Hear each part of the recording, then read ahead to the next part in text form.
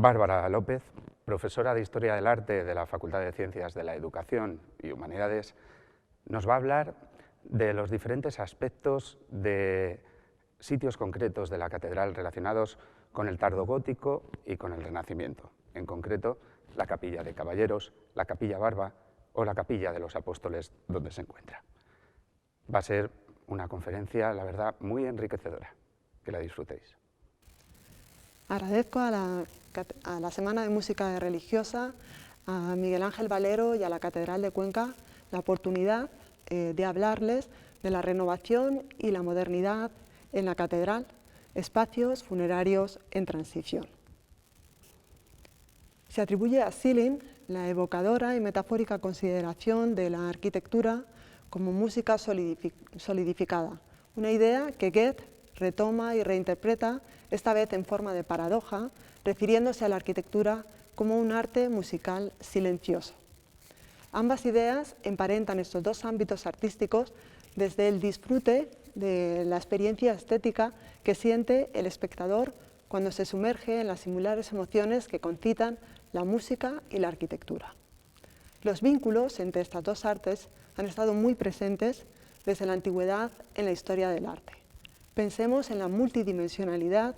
de la experiencia del espacio arquitectónico que apela mucho más allá de lo visual, como otros sonidos como el tacto y el oído. Y también pensemos, por ejemplo, en los materiales, en sus texturas, en su opacidad o transparencia, en sus colores. Todo ello despiertan unas sensaciones sensoriales equiparables a las que sentimos cuando oímos el sonido de un instrumento musical. Junto a estas ideas que hemos esbozado anteriormente, cabría también destacar el irreductible hiato que se produce entre la creación y la obra. Una interrupción no solo temporal, sino también a nivel de los artistas, pues es muy a menudo el creador difiere del ejecutor del proyecto. Es ahí, en ese transcurso entre la ideación y la obra final, cuando entran en juego las trazas y también las partituras, donde el autor plasma su idea con un lenguaje objetivo que garantice la fidelidad del proyecto. Y aún quedaría un paso más, el de la huella personal del artista que queda impresa en la obra y que incide de una manera muy importante en la calidad final de la misma. Las resonancias de estas ideas se amplifican en el espacio en el que hoy nos encontramos, la Catedral de Cuenca, un edificio emblemático dentro de la edilicia religiosa conquense y sin duda uno de los focos artísticos más importantes de la diócesis durante la Baja Edad Media. En el siglo XV se convirtió en receptora de las innovaciones tardogóticas de raíz noreuropea y con el cambio de centuria acogió la llegada de maestros que impulsaron la modernización de la arquitectura conquense a partir de la segunda década del siglo XVI. Aunque la secuencia de los hechos es difícil de establecer debido a los vacíos documentales, las pérdidas materiales y la transformación de algunos de los edificios, lo que resulta claro es que las novedades partieron del templo catedralicio desde el que se difundieron a las iglesias con pretensiones más altas y de ahí a otros lugares de influencia. Sin duda, las capillas funerarias son el mejor ejemplo para el estudio de la transición del gótico al renacimiento en la edilicia conquense y la actividad constructiva desplegada en estos espacios por los principales linajes nobiliarios y eclesiásticos dan testimonio del gusto artístico de sus promotores y de la situación privilegiada que disfrutaban. Para llevar a cabo estas empresas, contrataron a algunos de los maestros más afamados del momento, interviniendo en las obras, entre otros, Juan y Pedro de Albiz, Antonio Flórez y Francisco de Luna, maestros que están vinculados de una u otra manera en los tres espacios funerarios en transición que analizaremos en esta conferencia, ubicados en la Catedral de Cuenca. Pero antes de adentrarnos en estos tres espacios funerarios, que constituyen el germen y el fin de esta conferencia, les propongo abandonar unos minutos el templo catedralicio para acercarnos al panorama arquitectónico de la provincia durante la primera mitad del siglo XVI. Concretar la compleja realidad artística del territorio en el tránsito de las dos centurias nos permitirá valorar la importancia y trascendencia de la Capilla de los Apóstoles, de los Caballeros y de la de Doña Ana Condulmario, así como las propuestas novedosas de sus artífices. El arte conquense de mediados del siglo XV hasta la primera mitad del siglo XVI muestra un panorama fecundo y con profundas transformaciones. Este periodo, denominado tardogótico, fue en la región una etapa de intensa actividad constructiva que en el ámbito de la edilicia religiosa coincidió con la renovación de numerosos templos. En su desarrollo arquitectónico participaron algunos maestros que, partiendo de una formación al margen de Italia, evolucionaron hacia principios renovadores y contribuyeron a la difusión de nuevas formas y modelos. El panorama artístico de la región resulta tremendamente fructífero e interesante tanto por el número de proyectos emprendidos como por su variedad. Y la pluralidad de los modelos desarrollados ayuda a entender la evolución de la arquitectura tardogótica conquense, así como las corrientes de renovación que se desarrollaron paralelamente a las propuestas renacentistas durante buena parte de nuestro 500. La catedral acogió las innovaciones procedentes de los principales talleres catedralicios castellanos y actuó como foco difusor de las experimentaciones que surgieron en el seno de la arquitectura tardogótica. La entrada de repertorios italianizantes a partir del segundo cuarto del siglo XVI no supuso una cesura respecto al arte anterior, pues aunque la decoración arquitectónica sufrió cambios a partir de los años 20 a favor de las nuevas formas, las innovaciones espaciales y estructurales se desarrollaron principalmente dentro del gótico, estableciéndose así un diálogo entre el lenguaje bajo medieval y renacentista rastreable hasta la década de los 60. A partir de entonces comenzamos a ver propuestas en las que se aplica con mayor normatividad el sistema renacentista. Este largo proceso de asimilación del nuevo lenguaje revela la importancia que tuvo en la tradición gótica en la formación de la arquitectura conquense moderna. Conviene que salgamos un momento de los muros que nos brinda esta catedral para acercarnos al panorama arquitectónico del territorio. Y es que a lo largo del siglo XVI la arquitectura española se une a esas corrientes europeas que impulsaron un movimiento de renovación artística a partir de la década de los 20, por lo menos en la región de Cuenca. Estas experimentaciones sobre soluciones del gótico clásico se alejan de los sistemas tradicionales, alcanzándose unos resultados muy interesantes, especialmente en el ámbito de la unificación espacial y de la diafanidad, así como en la complejidad de los diseños de las bóvedas, las cuales tuvieron su correlato en un nuevo tratamiento de los nervios, los jarjamentos y los soportes. La llegada de artistas extranjeros a las sedes catedralicias de Toledo y de Burgos en la centuria anterior supuso un revulsivo para las fábricas cuyo sistema arquitectónico tradicional de raíz francesa parecía haberse agotado. Estas nuevas generaciones de artistas que surgen en el siglo XVI retoman estos cambios y continúan experimentando en ellos, ofreciéndonos unas propuestas tremendamente innovadoras dentro del gótico. Con la irrupción de las formas italianas en España, la arquitectura tardogótica entra en un nuevo momento de experimentación e innovación dirigida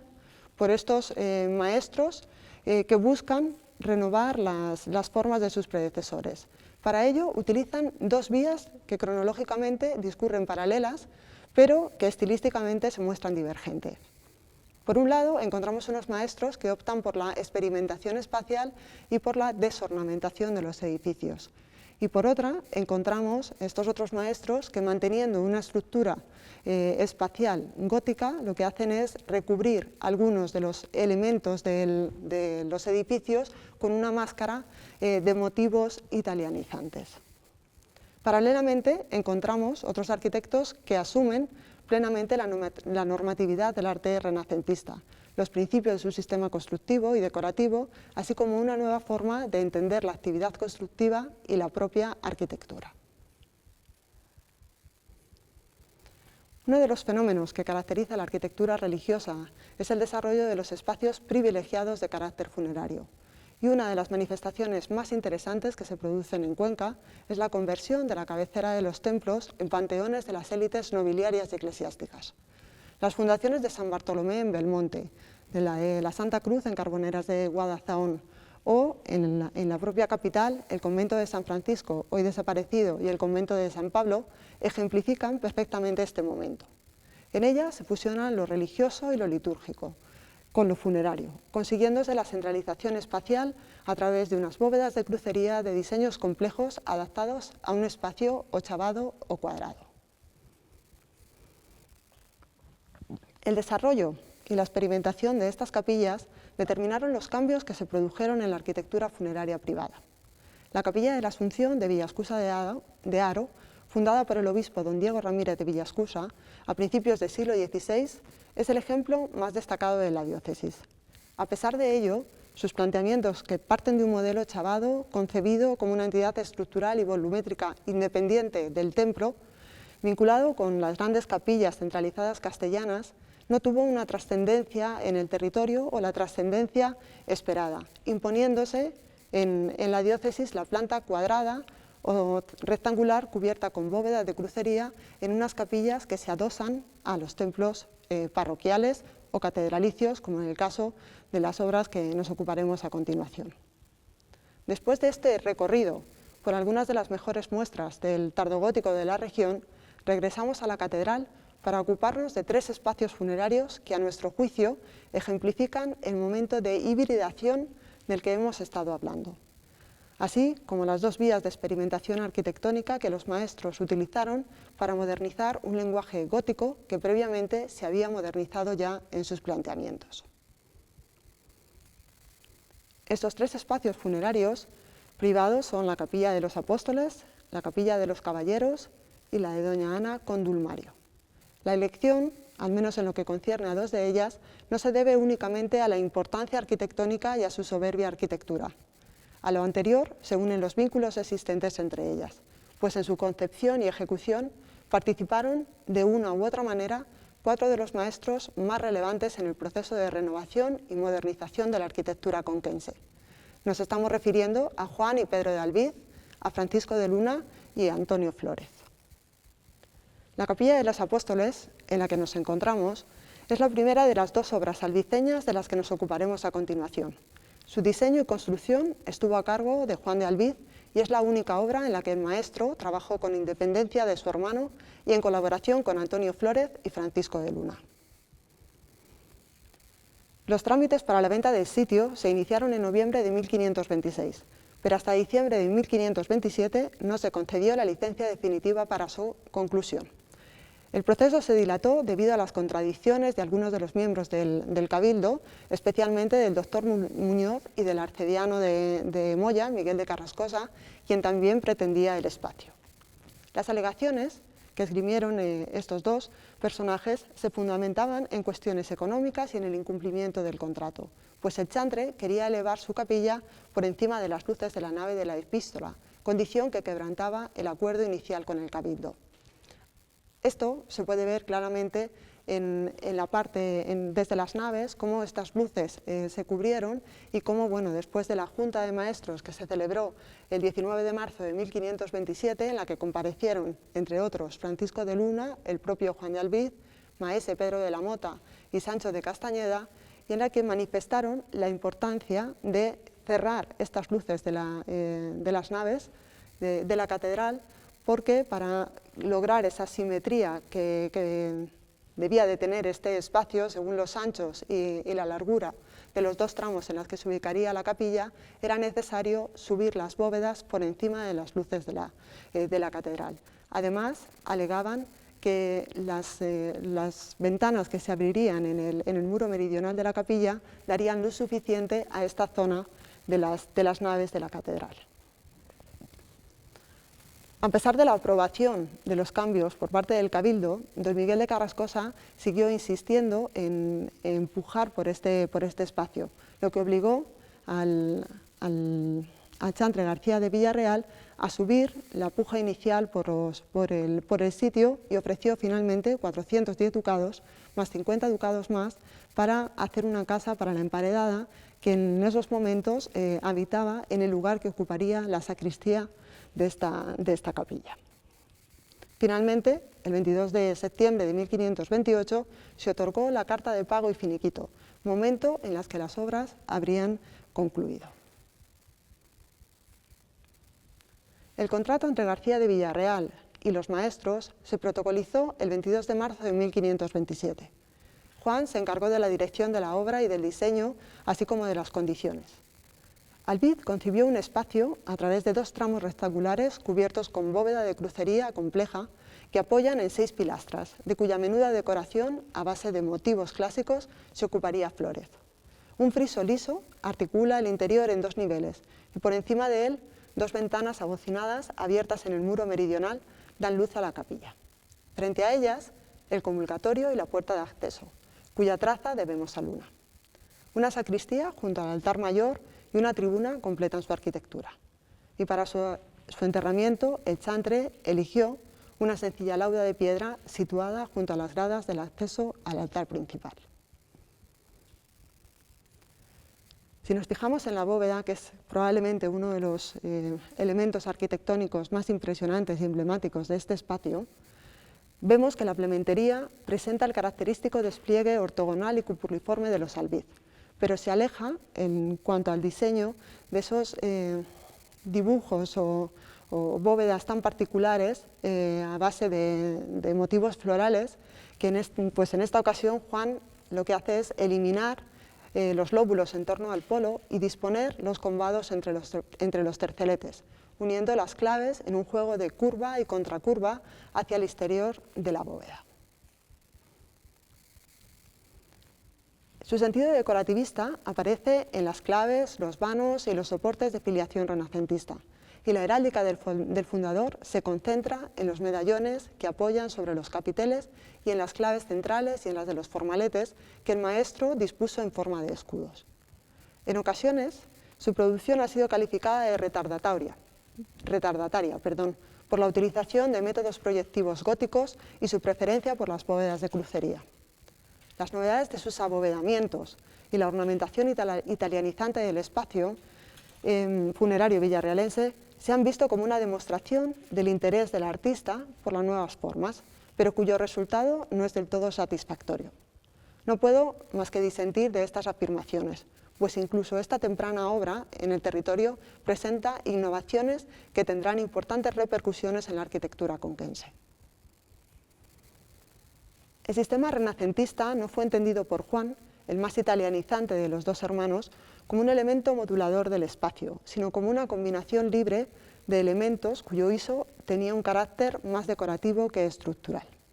Es probable que su evolución hacia las formas clásicas se debiera al interés de los promotores por el nuevo lenguaje, así como a la influencia de Antonio Flórez y Francisco de Luna, los cuales muestran mayor normatividad en la aplicación de las formas renacientes, como queda reflejado en la configuración de los elementos arquitectónicos y la labra de los motivos ornamentales de la capilla villarrealense. La segunda capilla que nos ocupa es el recinto de los caballeros, el panteón del linaje Albornoz. Aunque su origen es medieval, el aspecto actual parte del último cuarto del siglo XV y el primer tercio del siglo XVI, cuando el espacio primitivo fue reconstruido debido a las reformas llevadas a cabo en la girola de la catedral, con la que forma un proyecto edificatorio unitario. A diferencia de la fundación villarrealense, la capilla de los Carrillo de Albornoz se trata de un edificio funerario ubicado en la nave exterior de la girola, no anexo a ella, comprendido como aquel 2 tramos, aunque en este caso de mayor longitud. En su interior se observan 2 fases estilísticas y constructivas diferenciadas, estudiadas en profundidad por Pedro Miguel Ibáñez Martínez. La primera es anterior a 1517 y a ella debemos la estructura y la decoración tardogótica. La segunda, fechada entre 1518 y 1536, comprende los bultos funerarios, la portada, las rejas, los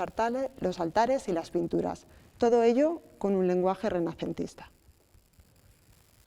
Las 2 bóvedas que cubren el espacio, el arco de la portada del esqueleto, de la que nos ocuparemos a continuación, y los 2 grandes arcosolios que albergan los bultos funerarios de los Albornoz,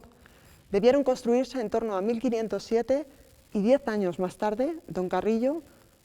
Luis Carrillo obtenía la autorización del Cabildo para cerrar su capilla. Los otros dos arcosolios que encontramos en el segundo tramo de la capilla pertenecen a la segunda fase de reconstrucción del recinto, como las pinturas de Yáñez que se albergan en ellos. Estos aparecen recubiertos por un manto ornamental renacentista. Estamos, por tanto, ante un espacio con un armazón arquitectónico gótico cubierto con bóvedas de crucería, al que se añaden poco después elementos decorativos de raíz italiana. Poco antes de la realización de la Capilla de los Apóstoles, en torno a 1526, la catedral contaba con una de las más destacadas obras realizadas según las novedosas morfologías italianizantes: la portada de la Capilla de los Caballeros, ejecutada, según el profesor Ibáñez Martínez, por Antonio Flórez y diseñada por el almedinense Fernando Yáñez, cuya llegada al territorio en 1525 supondría un revulsivo para el arte conquense. Podríamos pensar que ambos espacios comparten las mismas características en lo que respecta a sus componentes constructivos góticos y a su decoración italianizante. Pero como hemos apuntado, el fenómeno de contemporaneidad entre el armazón arquitectónico gótico y los componentes renacentistas que la decoran solo lo hallamos en la Capilla de los Apóstoles, pues en la de los Caballeros este se produce en dos fases constructivas sucesivas. En base a lo anterior, la fundación de García de Villarreal sería, si no la primera, sí una de las obras más tempranas en la diócesis adscritas a la vía de renovación tardogótica a la romana. La mayor normatividad en cuanto a la traza y ornamentación que presenta la portada de los Caballeros respecto a la de los Apóstoles se debe muy probablemente a la concepción de la obra por parte de Yáñez, un artista que bebió directamente de las fuentes italianas y para cuya realización contó con las manos expertas del entallador Antonio Flórez, quien dejó en ella una muestra de mayor calidad y refinamiento que en la de los Apóstoles. La última capilla de la que hablaremos se debe a una fundación de los señores de Villarejos de Fuentes, concretamente de doña Ana Condulmario, mujer de don Luis Pacheco, quien retomó, tras el fallecimiento de su marido, los trámites para la adquisición de un sitio en el trasaltar de la catedral, el cual debía de servir como panteón familiar. Sin duda, se trata de una capilla mucho más modesta que las anteriores, en sus componentes espaciales, arquitectónicos y ornamentales, pero tiene un interés especial por cuanto en su construcción encontramos nuevamente a Francisco de Luna, Antonio Flórez y a los Albiz, esta vez representado en la figura de Pedro, que actuará como ejecutor de la estructura arquitectónica diseñada por Luna. Esta capilla fue erigida en 1532, aunque los trámites para la obtención de la autorización por parte del Cabildo para su construcción se remontan a la primera década del siglo XVI. La primera noticia documental que tenemos al respecto del interés de los señores de Villarejo de Fuentes por adquirir el espacio se fecha en 1512 y parte del testamento de don Luis Pacheco, el cual se ordenó a finales de 1512. En la primera manda testamentaria, don Luis muestra su deseo de ser enterrado en una capilla sita en la catedral que él había tomado en posesión tras el acuerdo alcanzado por el deán, el cabildo y el provisor por precio de 1000 florines. Menciona también que había algún embarazo sobre ella, por lo que manda a sus testamentarios que den entre 50 y 60.000 maravedís para el suelo y los enterramientos. Y en el caso de que esta empresa no se culmine, esos maravedís se empleen para construir una capilla en la iglesia de su villa, que debía servir tanto como capilla mayor como panteón familiar. No volvemos a tener noticias sobre este espacio hasta 1527, en el que se menciona en una comisión sobre los arcos del altar del Alba, y hasta 5 años más tarde no se materializa su construcción, cuyo contrato entre la señora doña Ana Condulmario y los maestros se protocoliza en mayo de 1532. La fundación se mantuvo apenas 35 años, pues en 1567 el arcipreste don Antonio Barba reedifica la capilla. Se desconocen las causas que motivaron esta nueva construcción y el breve intervalo de tiempo entre una y otra fundación ha llevado a los investigadores que se han ocupado de este espacio a asumir que la capilla de Condulmario nunca llegó a realizarse. Sin embargo, hoy podemos confirmar que sí se llevó a término el proyecto, pues las actas del Cabildo demuestran que doña Ana fue sepultada en su capilla en julio de 1545. El espacio, hoy en día desaparecido, realmente es mucho más modesto que el de las dos capillas de las que nos hemos ocupado anteriormente. Solamente ocupa un pequeño espacio entre dos de los pilares del trasaltar o el trascoro de la catedral, y estaría situada junto a la capilla de San Julián y la capilla de Barajas. Vemos en este espacio que evidentemente había que resolver o simplificar todos esos elementos decorativos que sí que hemos estado viendo que se desarrollaban en las capillas de los caballeros y también en la capilla de los apóstoles. Pero el contrato entre doña Ana Condulmario y los maestros especifica muy bien cuáles son las condiciones y las características que tiene que tener este espacio, tanto el interior de la misma como el enterramiento que debía de realizarse en una bóveda bajo el suelo de la misma capilla, así como de la portada, que es traza de Francisco de Luna y que bueno, está con decoraciones de Antonio Flórez nuevamente. Como les decía, el enterramiento habría de ocuparlo el espacio inferior de la capilla, y este debía de tener el mismo ancho y largo que la capilla, cuyo suelo estaría al mismo al ras de las naves de la catedral. Interiormente, aunque encontramos unas dimensiones muy reducidas, el contrato nos habla de que se deberían o se podrían meter en cada uno de los laterales de la capilla para poder ampliar un poco este espacio. Aunque en la actualidad no lo encontramos así, lo que sí que vemos en el interior, que podemos imaginarnos a la luz de las informaciones que nos aporta este contrato, es que el altar se ubicaría en la pared del este, como era otra costumbre en aquellos momentos. Igualmente se metería el ancho suficiente para que no sobresaliera del muro ni la mesa de altar, ni tampoco el retablo que se ubicaría en ella. Este sencillo espacio tiene una importancia capital en cuanto a el espacio privilegiado que supone dentro de la catedral. Si bien es cierto que sus dimensiones son mucho más reducidas, pero está sito justo detrás del altar mayor de la catedral. Y además se le permitió a doña Ana Condulmario abrir un arco para poder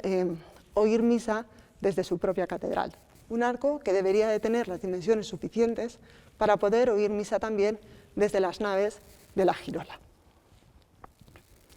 Toda la capilla estaría cubierta con una bóveda de crucería, probablemente incorporando también algunos combados. Pero tanto al interior como al exterior, todos esos elementos decorativos que originariamente había incluido Francisco de Luna en la traza quedan muy simplificados. En la portada, que tendría una altura similar a la de la capilla de San Julián, que colinda con ella, en principio se habían dispuesto que con los dos pilares que se pondrían a uno y otro lado de la puerta y que estarían en relación también con los pilares de las portadas de las capillas adyacentes, encontramos como de los 4 bastiones que Francisco incluyó en la traza, solamente se realizarían o se materializarían 2 de ellos. Y esos querubines que deberían de sujetar esas colgaduras y que estarían uno a cada lado de la imagen de Nuestra Señora, al final se limitaron porque realmente el espacio era demasiado limitado para sobrecargarlo de este tipo de elementos. Lo que sí que se refleja también en el contrato es que toda la decoración, toda la ornamentación debía de ser a lo romano. Las 3 obras de las que hemos hablado se unen a la realidad arquitectónica de la región, reflejando la convivencia de las distintas tendencias artísticas a partir del segundo cuarto del siglo XVI, momento en el que se inicia un nuevo capítulo en el arte conquense muy interesante y complejo, cuyo estudio requiere una nueva perspectiva de análisis. Esta debe contemplar la pluralidad de corrientes y vías de experimentación que asumieron los artífices del cambio en su búsqueda de la modernización de la arquitectura, tanto las producidas dentro del gótico como del Renacimiento. De igual modo, debe atender a la evolución del vocabulario arquitectónico y a las raíces de la modernidad de los maestros que trabajaron en Cuenca en esos momentos. No se trata de una sucesión de etapas, sino de dos fenómenos artísticos contemporáneos, en algunos momentos de su evolución, donde las trayectorias profesionales de los artistas y las obras se solapan en el tiempo. De ahí que un enfoque evolucionista y cronológico solo ofrezca una perspectiva parcial y simplista de un periodo del arte conquense en el que el gótico asume un nuevo protagonismo y se muestra como un lenguaje tan moderno y válido como las soluciones renacentistas.